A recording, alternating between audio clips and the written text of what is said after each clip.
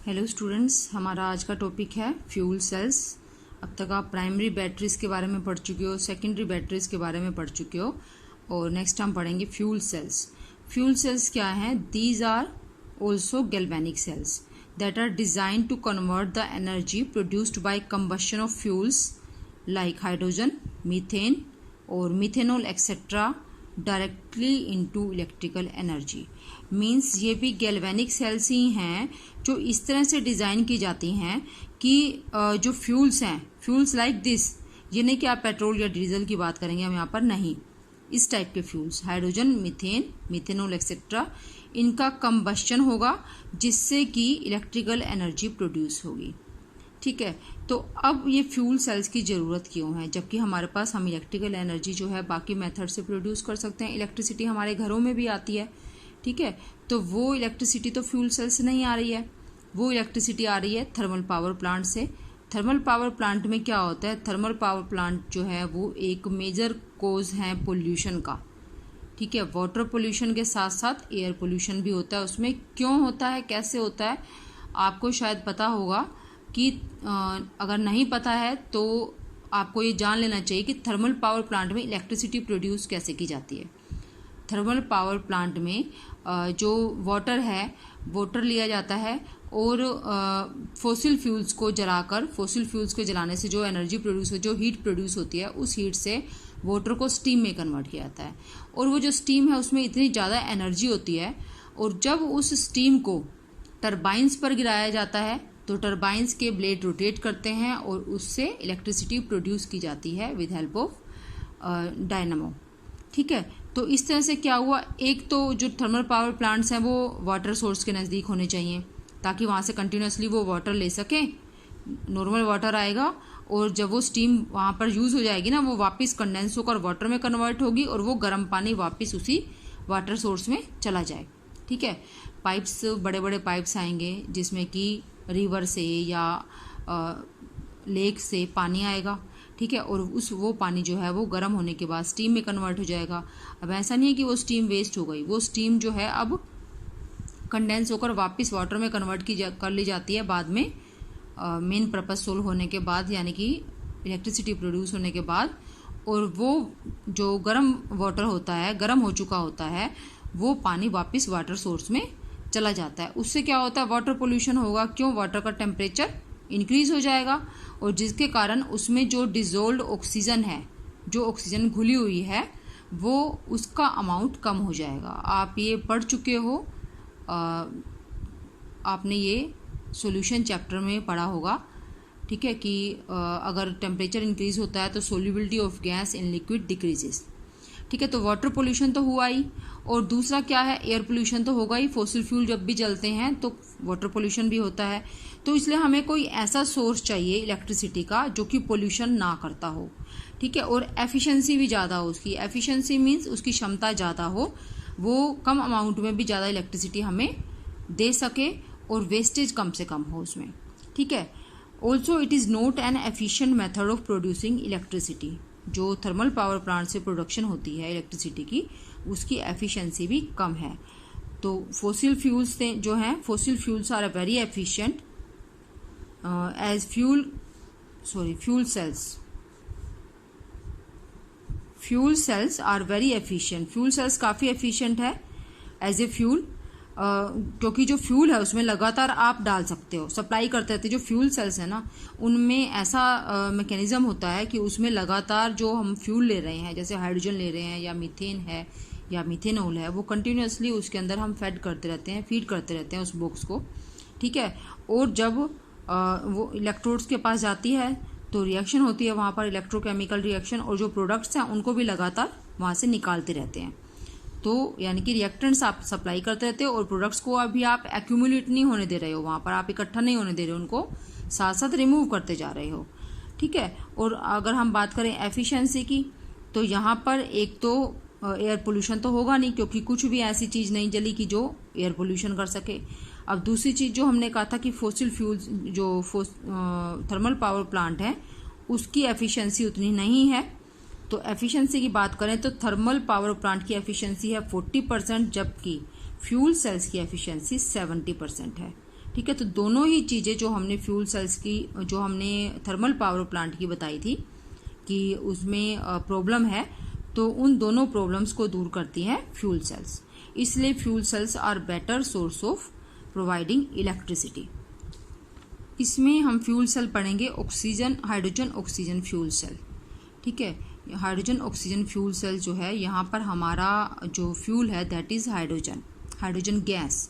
Fuel is hydrogen gas, और इसको combustion करने के लिए, ऑक्सीडाइज करने के लिए कोई ना कोई ऑक्सीडाइजिंग एजेंट चाहिए, और वो ऑक्सीडाइजिंग एजेंट हमने ऑक्सीजन इटसेल्फ लिया है, ऑक्सीजन गैस ही लिया है। Fuel is hydrogen gas and oxidizing agent to oxidize hydrogen is oxygen. और इलेक्ट्रोलाइट यहाँ पर क्या है, क्योंकि अगर मैं कह रही हूँ कि ये एक गैल्वेनिक सेल है, तो यहाँ इलेक्ट्रोलाइट भी होगा। इलेक्ट्रोलाइट है कंसनट्रेटेड एक्वस सोडियम हाइड्रोक्साइड। ठीक है, और यहाँ पर अगर हम कैटलिस्ट भी यूज़ कर लें, catalyst like finally divided platinum और प्लेटिनम, वो यूज़ कर लें, तो रेट ऑफ रिएक्शन और भी ज़्यादा इंक्रीज हो जाएगी। मींस जो प्रोडक्शन है इलेक्ट्रिसिटी की वो फास्ट हो जाएगी, फास्ट रेट पर प्रोड्यूस हम इलेक्ट्रिसिटी को कर पाएंगे बाय यूज़ ऑफ कैटलिस्ट। ठीक है, अब हम इसमें इलेक्ट्रोड सेल रिएक्शंस देखेंगे कि एनोड पर क्या है और कैथोड पर क्या होता है।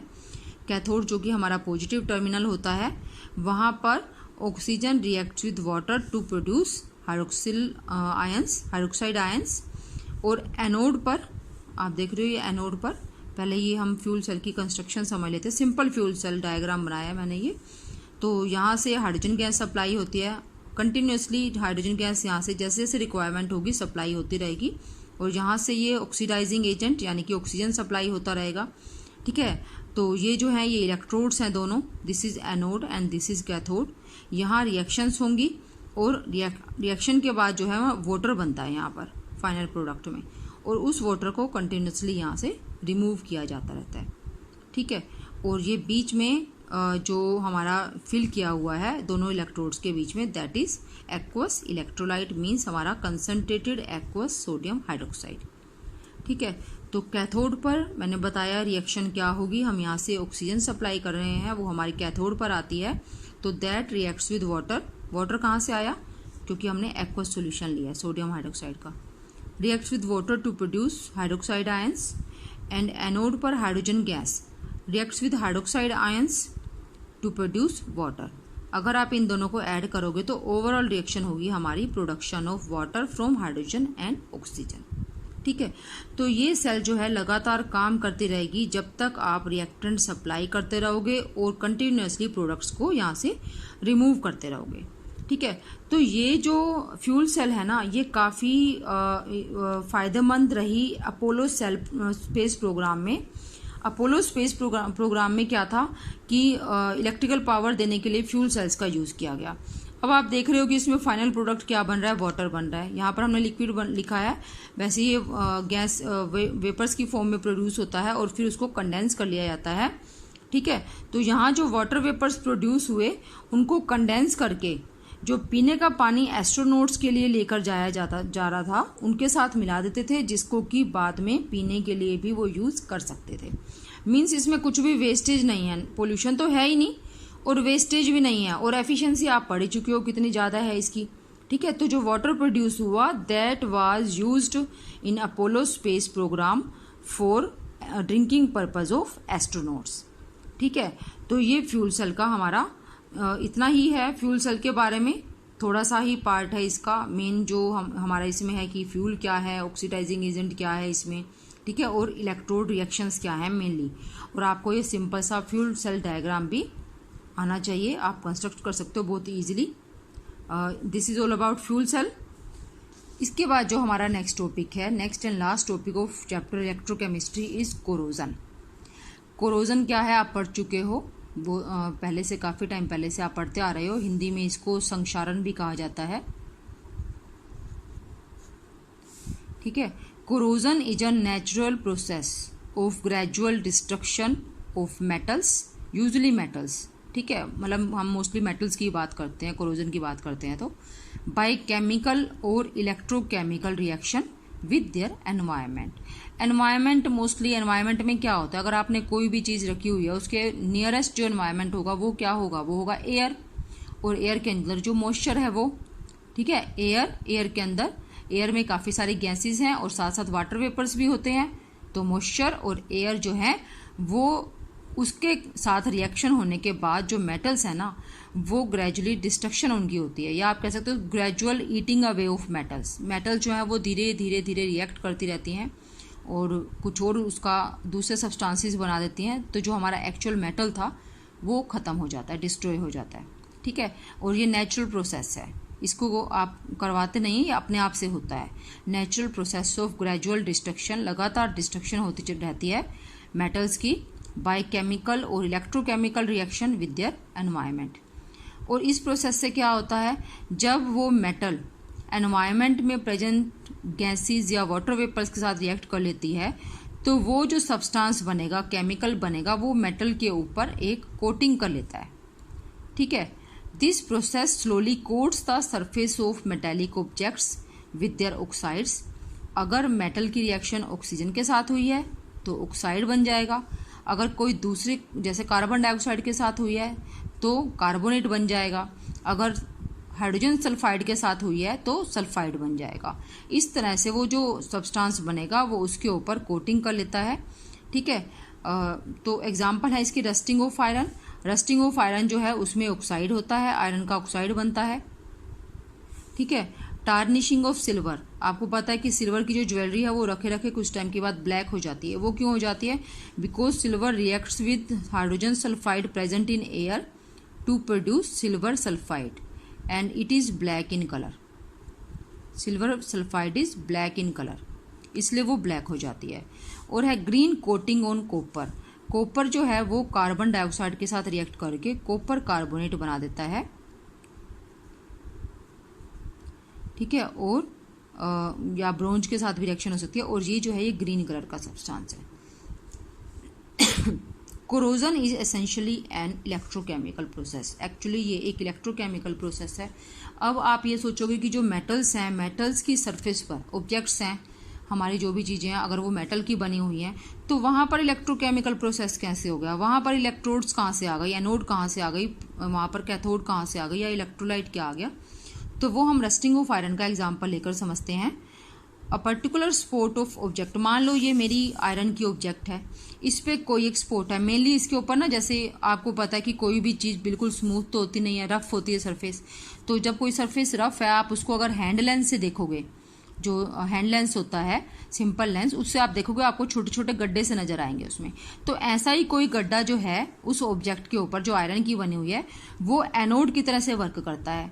ठीक है। और एनोड पर क्या होता है आप जानते हो, एनोड पर ऑक्सीडेशन होता है, तो मेटल का ऑक्सीडेशन होगा।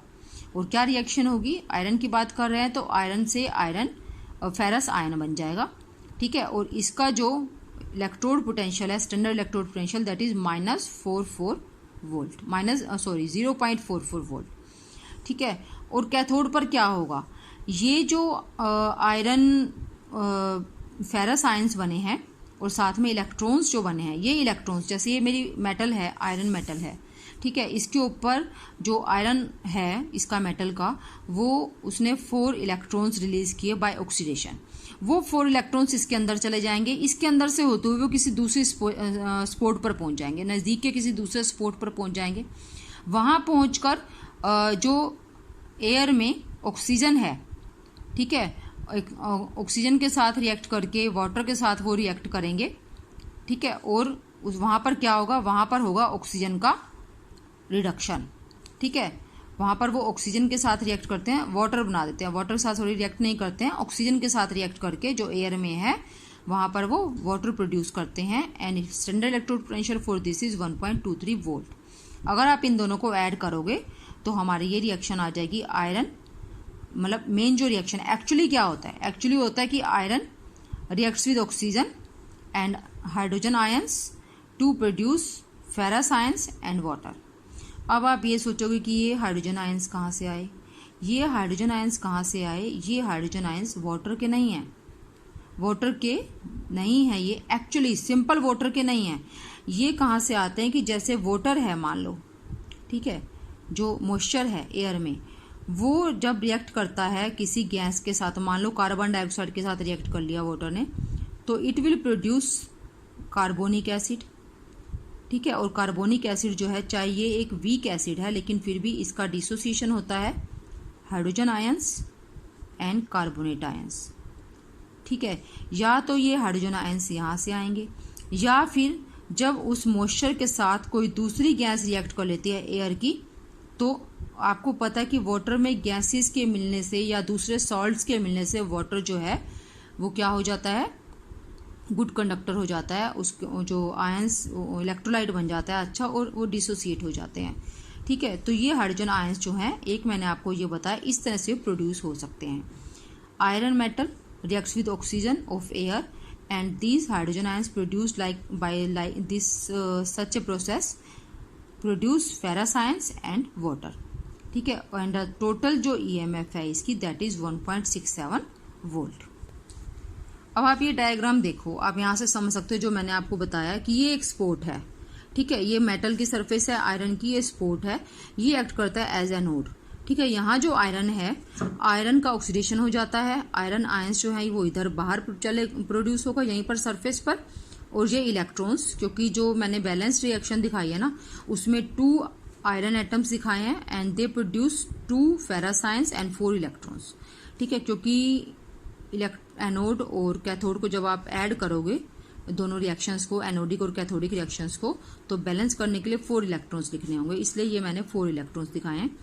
ये इलेक्ट्रॉन्स डिफ्यूज होकर मेटल में इधर आ जाते हैं किसी साथ वाली दूसरी स्पॉट पर, और वहां पर ये इलेक्ट्रॉन्स जो हैं ऑक्सीजन को रिड्यूस कर देते हैं इनटू वाटर, ठीक है। और ये हाइड्रोजन आयंस मैंने आपको बताया कहाँ से आते हैं, ये वाटर प्रोड्यूस हो गया।